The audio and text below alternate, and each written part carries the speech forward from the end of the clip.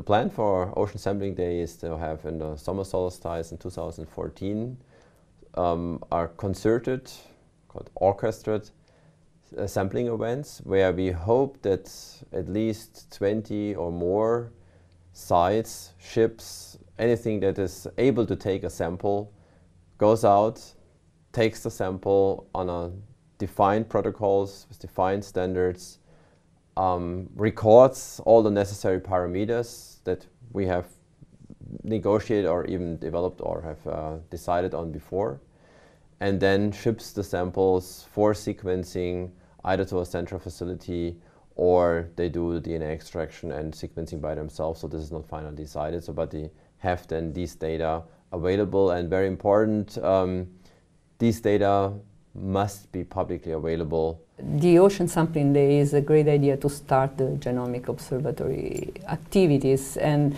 indeed I think that there are so many networks nowadays, and to start a network with something actual that will produce data is a very good idea. In a larger community, and certainly for the training of new generation of observers, of researchers, this will be an advantage for sure. This is actually one of the first mega sequencing projects to be done simultaneously, and we can only do that on one day that everybody goes out with so much collaborative work. It'll be a new view that corrects for seasonality and for time. And then once we know what's happening on one day, we can make sort of a microbial weather map and figure out what the function of the world's oceans look like, as much as we could extrapolate from that data, and hopefully get up towards predictive models. I think we can address the complexity at a local scale, the interaction between organisms themselves and between organisms and environmental parameters. Because we know our limitations in terms of understanding the planet, there is a need to go fast.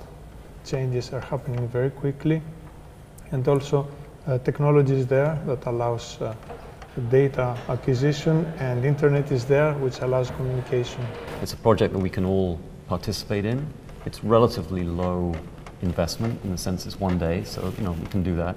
We can conform to whatever standards the group of sites and MicroB3 and others agree on. We can contribute to that. We can see how it works, how it doesn't work, and the data set that we generate together, we can see how powerful that is because we follow these common approaches. Ocean Sampling Day isn't just about microbial diversity, it's about all diversity, and I think moving towards all taxon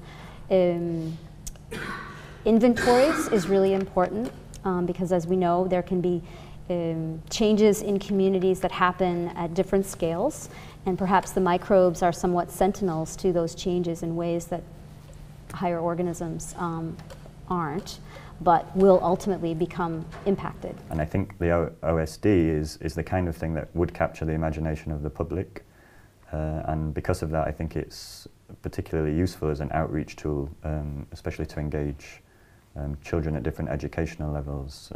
So I think it has important uses in that way too.